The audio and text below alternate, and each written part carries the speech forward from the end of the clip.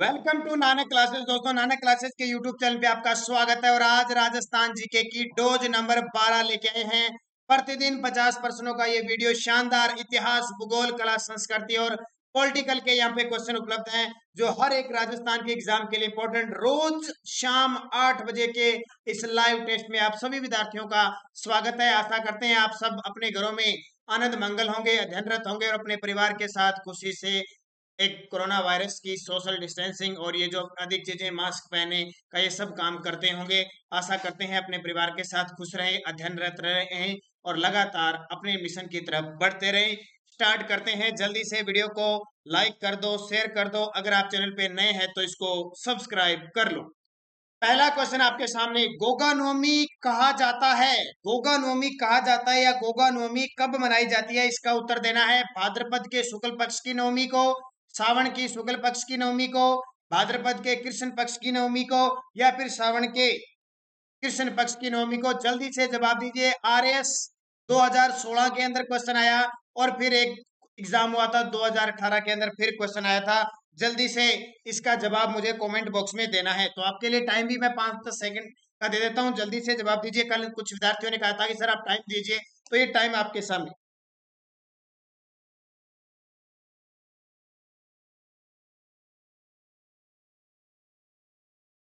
तो इसका सही जवाब हो जाएगा भाद्रपद की कृष्ण नवमी को गोगा नवमी बनाई जाती है और भाद्रपद की कृष्ण अष्टमी को कृष्ण जन्माष्टमी बनाई जाती है। याद रखना, पेपर में सीधा आता है, क्योंकि सबसे ज्यादा कंफ्यूजिंग होती है शुक्ल पक्ष और कृष्ण पक्ष में।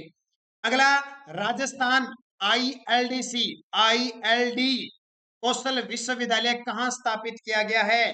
बांसवाड़ा में, जयपुर में, जोधपुर में, उदयपुर में। राजस्थान में आईएलडी कौशल विश्वविद्यालय कहाँ स्थापित किया गया है, इसका जवाब आपको कमेंट बॉक्स में देना है। बहुत ही खास क्वेश्चन है और ये क्वेश्चन 2020 के जो फर्स्ट ग्रेड का पेपर हुआ था उसमें क्वेश्चन आ चुका है। तो जयपुर के अंदर निजी क्षेत्र का भी है और सरकारी भी है, दोनों के दोनों स्थापित है। राजस्थान लॉ यूनिवर्सिटी राजस्थान में कहां पे है, सॉरी, राष्ट्रीय लॉ यूनिवर्सिटी राजस्थान में कहां पे है, ये भी बहुत ही इंपॉर्टेंट क्वेश्चन है और ये अभी थर्ड ग्रेड, सेकंड ग्रेड में पूछे जा चुके हैं। तो राष्ट्रीय लॉ यूनिवर्सिटी राजस्थान में जोधपुर के अंदर स्थित है। अगला, राज्य में पुरुष साक्षरता सर्वाधिक संख्या में किस जिले में है।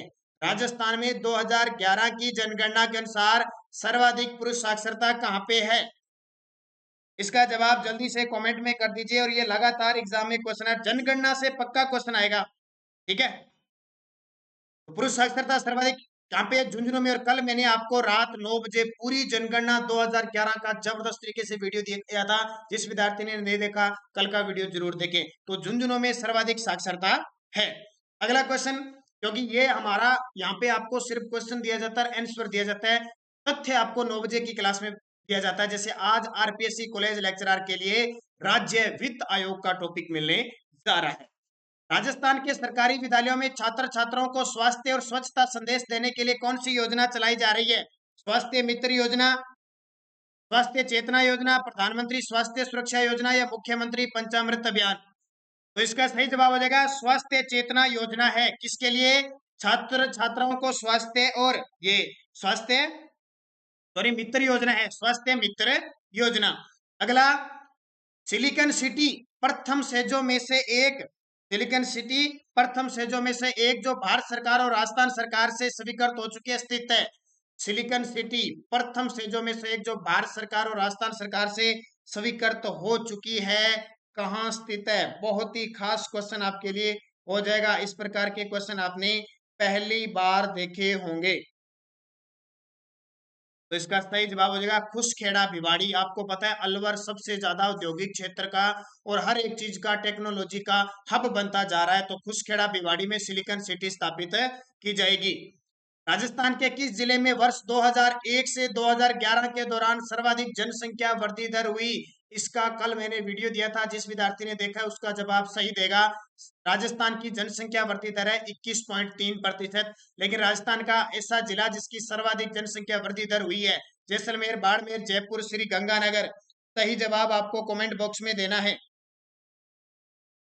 तो इसका सही जवाब क्या हो जाएगा? बाड़मेर में सर्वाधिक जनसंख्या वृद्धि दर हुई है कम से कम 32.5%। उसके बाद में जैसलमेर की हुई है 31 पॉइंट कुछ, और उसके बाद में जोधपुर, फिर बांसवाड़ा, और सबसे कम हुई है श्री गंगानगर में सिर्फ 10%। अगला, खेसला उद्योग के लिए प्रसिद्ध लेटा ग्राम किस जिले में है? खेसले बनाने के लिए उद्योग है वो प्रसिद्ध है, और किस गांव का? लेटा गांव का प्रसिद्ध है, वो किस जिले में है? इसका जवाब देना है। देखो, मैंने एक दिन आपको बताया था 3 प्रकार के क्वेश्चन आते हैं, कुछ आसान, कुछ मीडियम स्तर के और कुछ टफ क्वेश्चन आते हैं। ठीक है, तो जल्दी से इसका उत्तर बताइए। इसका उत्तर है जालोर जिले में लेटा ग्राम है जो खेसला उद्योग के लिए प्रसिद्ध है। अगला क्वेश्चन, महिंद्रा कंपनी कहाँ स्थापित शेष है? महिंद्रा कंपनी ने अपना उद्योग कहाँ स्थापित किया है? बीकानेर, जोधपुर, अलवर, जैसलमेर। सही जवाब आपको देना है। तो इसका सही जवाब क्या हो जाएगा? तो इसका सही जवाब हो जाएगा जो ये अलवर के अंदर महिंद्रा एंड महिंद्रा कंपनी, कई जो है वो अमेरिका की कंपनी, जापानी पारा का, ये सारे लगभग अलवर में स्थापित किए गए हैं। उद्यमियों को निवेश और अन्य सुविधा प्रदान करने के लिए राज्य में कितने जिला उद्योग केंद्र व उप केंद्र कार्य कर रहे हैं? ये पेपर में सीधा ही आता है, पूछा जाता है राजस्थान में कितने जिला उद्योग केंद्र और कितने उप केंद्र कार्य कर रहे हैं। ठीक है, तो इसका जवाब आपको देना है कितने हैं। तो याद रखना 36 जिला उद्योग केंद्र और 8 उप केंद्र कार्यता, सीधा सीधा पेपर में आता ही आता है। 36 जिला उद्योग केंद्र है और 8 उप केंद्र है। अगला, बेला डीला खान संबंधित है। बेला डीला खान संबंधित है, तांबे की है, बॉक्साइट की है, लोहा एक्स की है, या जिप्सम की है? किसकी हो सकती है बेला डीला की खान? जल्दी से कमेंट करके बताइए मुझे। सही जवाब हो जाएगा बेला डीला की खान प्रसिद्ध है लोहा अयस्क के लिए। अगला, राज्य में किस जिले में सादे वाला कुएं में खनिज तेल मिलने का पता चला है? राज्य में ये सादे वाला कुएं में खनिज तेल के भंडार मिले हैं, यह किस जिले में है सादे वाला? ऑप्शन बाड़मेर, बीकानेर, जैसलमेर, श्री गंगानगर।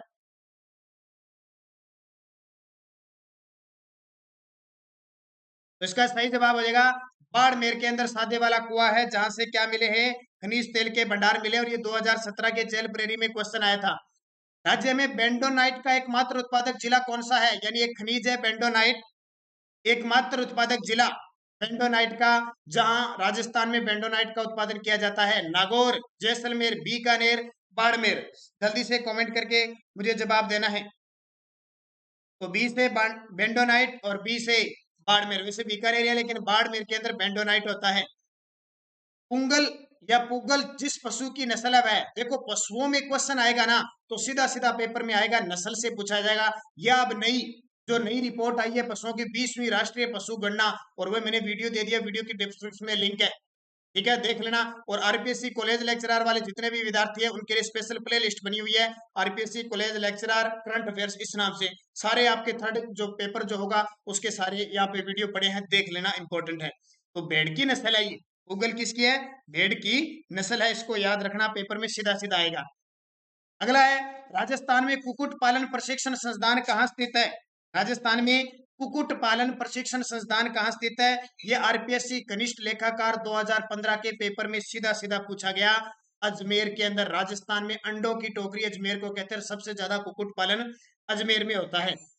राजस्थान में 19वीं पशु गणना कब की गई थी? ये प्रश्न आ गया।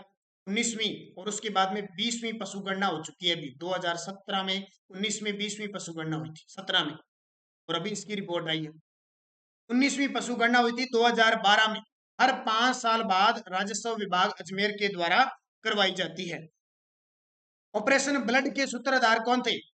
ऑपरेशन,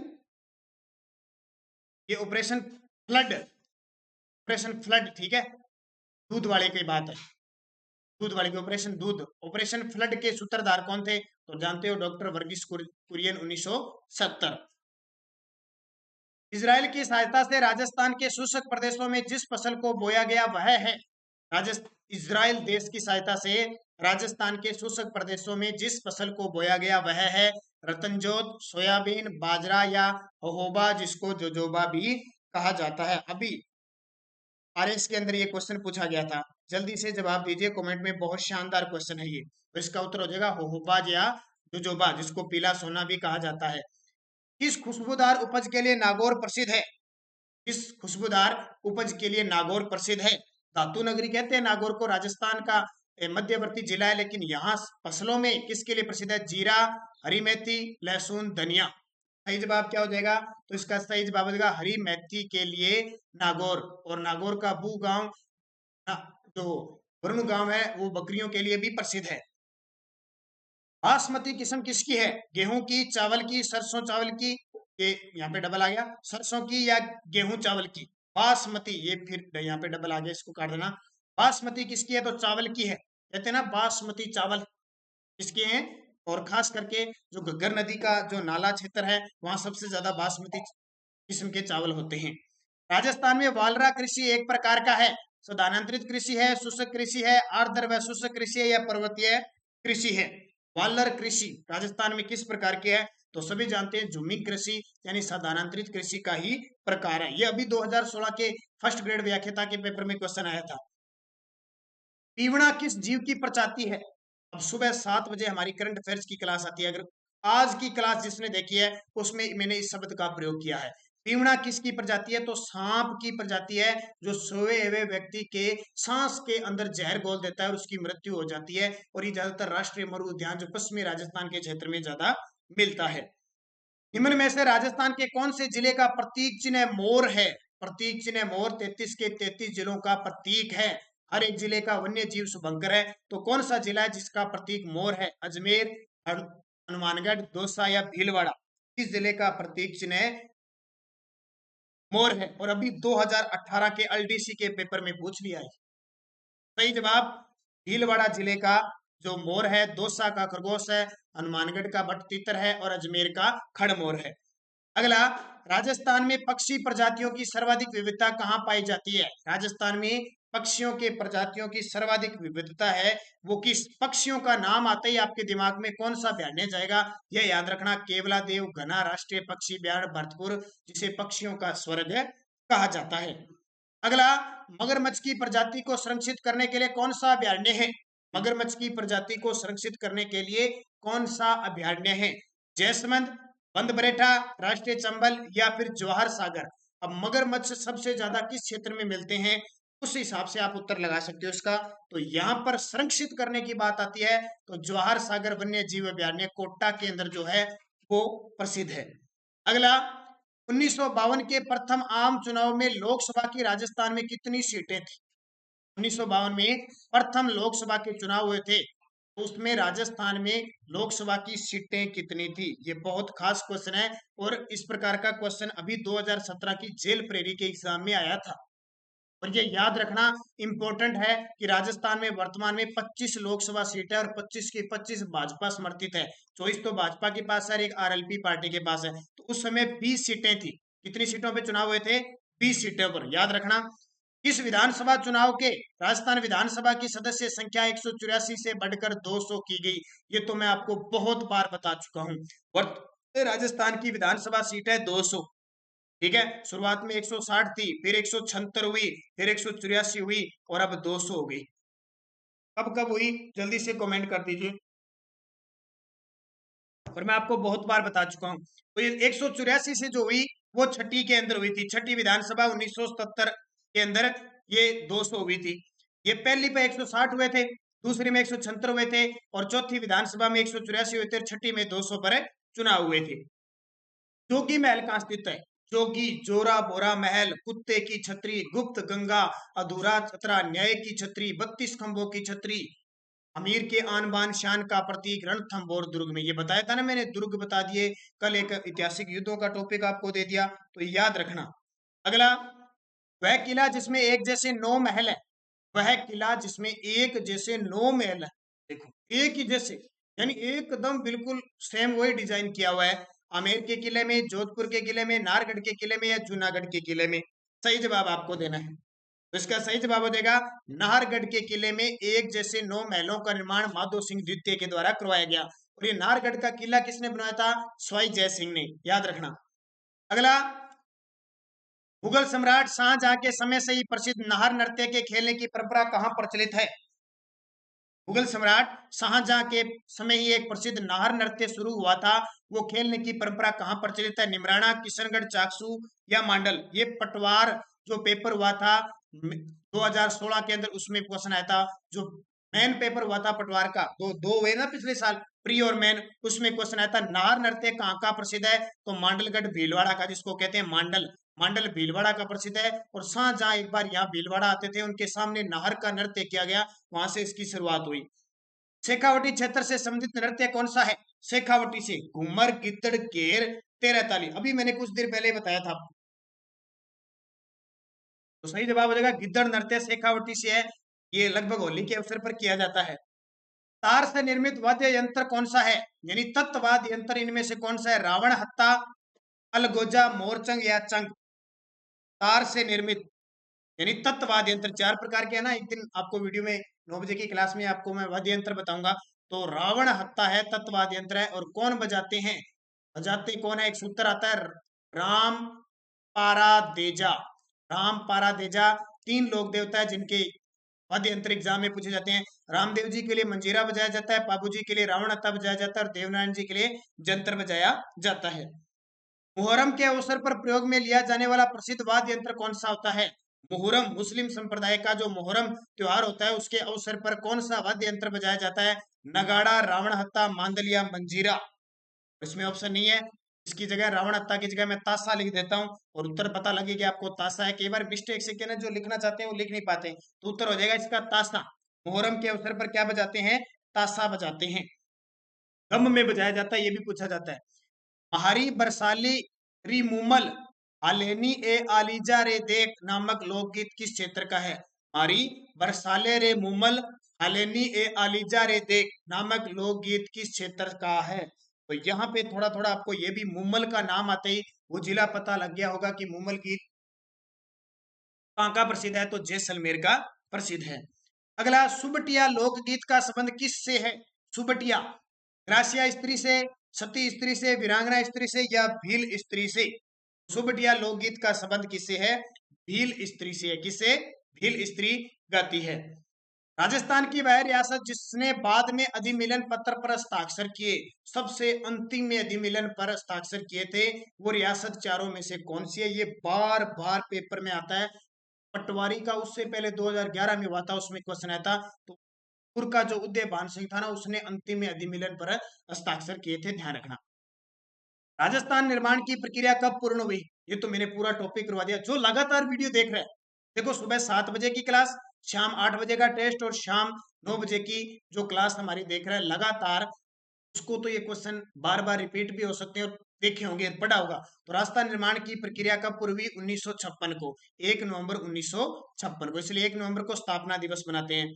अगला, 15वीं विधानसभा के अध्यक्ष सीपी जोशी का विधानसभा क्षेत्र कौन से है, वर्तमान में 15वीं विधानसभा राजस्थान में चल रही है और ये विधानसभा के अध्यक्ष हैं, तो इनका विधानसभा क्षेत्र कौन सा है। पेपर में इस प्रकार के क्वेश्चन ही एग्जाम में आते हैं। अब की बार आपने राजस्थान पुलिस का पेपर नहीं देखा, 3 दिन पेपर हुए, 6 चरणों में पेपर हुए और प्रश्न ऐसे ही ऐसे आए थे सारे के सारे। तो उत्तर नाथ द्वारा राजसमंद उनका है।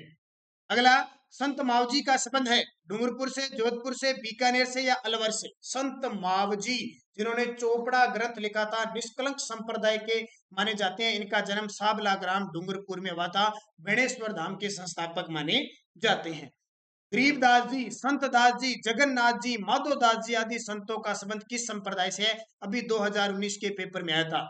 152 शिष्य किसके थे, जिसमें से 52 स्तंभ कहलाते थे, उस संप्रदाय से संबंध रखते हैं दादू पंथी। इसके दादू गरीबदास जी, संत दास जी, सुंदरदास जी, जगन्नाथ जी, माधव दास जी, इसके अलावा जानोदास जी, बखना जी, मिशिकन दास जी, ये सारे दादू दयाल के, रज्जब जी, ये सारे दादू दयाल के शिष्य थे। काजी हमीमुद्दीन सुहावर्दी को किस स्थान पर सर्वप्रथम काजी बनाया गया, काजी हमीदुद्दीन सुहावर्दी, हमीदुद्दीन नागौरी की दरगाह कहाँ पे स्थित है, तो हम बहुत बार पढ़ते हैं नागौर के अंदर स्थित है। अगला, राजस्थान का चंद्रशेखर किसे कहा जाता है, राजस्थान का चंद्रशेखर किसे कहा जाता है। तो राजस्थान का चंद्रशेखर अर्जुनलाल सेठी, जोरावर सिंह बारठ, प्रताप सिंह बारठ या हरिभाऊ उपाध्याय। तो चंद्रशेखर जोरावर सिंह बारठ को कहते हैं क्योंकि ये भूमिगत हो गए थे और बंदा बैरागी के नाम से ये इन्होंने वेश बदल दिया था और कभी भी ये पकड़े नहीं गए थे, इसलिए राजस्थान का चंद्रशेखर कहते हैं। विजय सिंह पथिक का बचपन का नाम क्या था, या कह सकते हैं मूल नाम क्या था विजय सिंह पथिक का, तो विजय सिंह पथिक का जो मूल नाम था वो भूप सिंह था और बुलंदशहर उत्तर प्रदेश में इनका जन्म हुआ था। राजस्थान में बिजोलिया किसान आंदोलन के दूसरे चरण के इन्होंने शुरुआत की थी। सागरमल गोपा को किस मिति के आधार पर उन्हें जेल में जिंदा जलाने के हत्याकांड को आत्महत्या करार दी गई? पॉडकास्ट है सागरमल गोपा, जैसलमेर से इनका संबंध है, पेपर में आता है। और इन्हें मिट्टी का तेल डालकर जला दिया गया था, 1946 की बात है। अब बाद में इनको जला दिया गया था, इनकी मृत्यु हो गई, तो इनके लिए कमेटी बैठी और उस कमेटी ने यानी उसने जांच ने क्या बताया कि सागरमल गोपा ने आत्महत्या की थी। वो थी गोपाल स्वरूप पाठक समिति के आधार पर। गोपाल स्वरूप पाठक समिति ने इस आत्महत्या करार दिया था। अगला, किस लोक देवता के बारे में ये मान्यता है कि उनकी पूजा करने वाले भोपों की वंश वृद्धि नहीं होती है? किस लोक देवता के भोपे होते हैं जो इनकी पूजा करते हैं और इनके भोपों की वंश वृद्धि नहीं होती है? तो वो है मेहाजी मांगलिया। कौन है? मेहाजी मांगलिया, जिनका घोड़ा किड़ काबरा है, जिनका जन्म बाप जोधपुर में हुआ। मारवाड़ के पंचपीरों में किसका प्रमुख स्थान बेंगटी गांव फलोदी जोधपुर में है? मारवाड़ के पंचपीरों में किसका प्रमुख स्थान है? बेंगटी जो फलोदी के पास है, किसका स्थान है? ये क्वेश्चन पेपर में आते ही आते हैं। पंचपीर में शामिल तो हड़बूजी, जिनका पूजा स्थल बेंगटी नागौर में है, लेकिन जन्म इनका कहां हुआ था? गुंडेल नागौर में। अगला, राजस्थान ऊर्जा विकास अभिकरण रेडा की स्थापना कब हुई? राजस्थान ऊर्जा विकास अभिकरण रेडा की स्थापना कब हुई? जिससे आगे जाकर अक्षय ऊर्जा निगम की स्थापना हुई। अक्षय ऊर्जा निगम बना 2002 में, तो 1985 में इसकी स्थापना हुई। नगरीय स्वशासन के लिए राज्य वित्त आयोग का उल्लेख किस अनुच्छेद में है? ये क्वेश्चन भी दे दिया और आज शाम 9 बजे आपको स्पेशल राज्य वित्त आयोग का टॉपिक मिलेगा, जहां से क्वेश्चन भी आएगा और नवीन क्वेश्चन भी मिलेंगे, क्योंकि छठा वित्त आयोग राजस्थान में लग चुका है। किस अनुच्छेद के तहत है? अनुच्छेद 243 है, ये 243 मैं के तहत। एक है 243 जय, ठीक है, इसके बारे में भी चर्चा करेंगे। 243 मैं, ये 243 मैं है, शहरी के लिए मैं है, और जय पंचायती राज ग्रामीण के लिए है। तो दोनों की चर्चा 9 बजे की क्लास में हम बढ़िया तरीके से करेंगे। मूल अधिकारों को सर्वप्रथम किस देश में संविधान ने मान्यता प्रदान की थी? सबसे पहले मूल अधिकार कहां से स्टार्ट हुए थे जिससे हमने लिए हैं? तो हमने अमेरिका से लिए। मूल अधिकार अमेरिका में चलते हैं। भारतीय संविधान के भाग 3 में कुल कितने अनुच्छेदों में मूल अधिकारों का वर्णन है? भारतीय संविधान के भाग 3 में मूल अधिकार है ना, तो मूल अधिकार कितने अनुच्छेदों में है? तो देखो कहां से स्टार्ट होते हैं मूल अधिकार, कहां से स्टार्ट होते हैं? 13 से लेकर और कहां तक है? 35 तक है, ठीक है। 13 से लेकर 35 तक होते हैं। एक से आपको पता है 12 तक हमने नागरिक अधिकार पढ़ लेते हैं, 11-12 के बाद। तो 12 से स्टार्ट हो जाते हैं, कई बार 13 भी आ जाता है, यानी 11 से 5 से 11 नागरिकता और 12 से 35 तक। तो कितने हो गए? ये कितने हो गए? 23। टोटल कितने? 23। हालांकि कुछ इसमें काट भी दिए गए, लेकिन टोटल 23 में आ जाता है। कुछ काट दिए गए, जैसे 31-32 तक है, 33-34 निरस्त भी किए गए, तो टोटल 23 माने जाते हैं। ये आज के आपके 50 क्वेश्चन हो गए। वीडियो अच्छा लगा तो लाइक करें, शेयर करें, ज्यादा से ज्यादा सुबह 7 बजे की करंट अफेयर्स की क्लास देखें और लगातार अध्ययन रहे। देखो कोविड-19 के चक्कर में बहुत सारे विद्यार्थी पढ़ाई को छोड़ चुके हैं, लेकिन ध्यान रखना उनका कितना नुकसान होगा वो 6 महीने बाद जब पेपर होने लग जाएंगे ना, वो उनको पता लगेगा। आप निश्चित तौर पे आगे बढ़ते रहिए अपने घर पे सुरक्षित अपने परिवार के साथ, और एक ही काम है आपका अध्ययन करना, तो अध्ययन करना, तो अध्ययनरत रहिए तो फायदा मिलेगा। लगातार प्रयासरत रहोगे, जिंदगी में कामयाब होने का सबसे बड़ा सुनहरा अवसर है। धन्यवाद। जय हिंद, जय भारत।